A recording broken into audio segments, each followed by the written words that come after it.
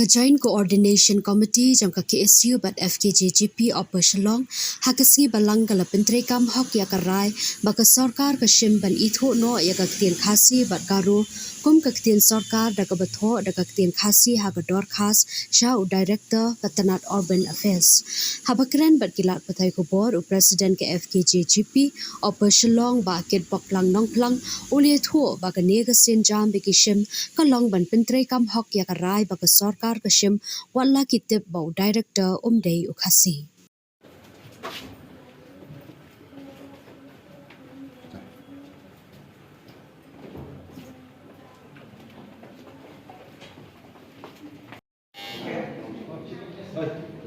Harbidi kata paling ile ya kani kapenta. So kadai ko om ni perlu mo pa gor ba director umdei na kajak edukasi. Kandengi submit di ramah mardam daktin kasi. Kalong bahdian baka sarkar selahi haka arf nyutrik jung yayong. Kalau ada pas di ordinance pan itu ya kaktin khasi pada kaktin garu kum ko official language. Ni ko pan penting kan. Bah hatu kata kajing penbet kajing penmi jong ka sarkar ya kani ka ordinance arjar arfun real haka arf nyutrik jung April. Hatu kadi tamu penbet election na.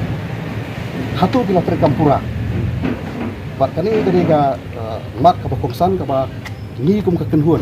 Isi kan ni ka kenhun ka panikong pan sedang pan penterkam ya kani ka ordinance. Amar hadu matangi iba ki notification ki per ki penmi ka sarkar jela penmi be dak tin fareng. Wat hadian bawa pas ka ordinance nadu braya yong. Matang layak lai bana. Dari dengar tak tahu ni kuat ban penting kena ba ka jingpa se ka ordinance kam dei ban penbi di ba. Kam dei ban penbi election, kam dei ban elect politics, dari dei ban penterkam kat kum karai jong sarkar kanang ba ki ba nak sinong kenong ibu per ki ba kwa pan ajing tho es ko sarkar ila pan ada ken jong ikwa pan penting kena ai kata baka ni ka ordinance ka di penterkam.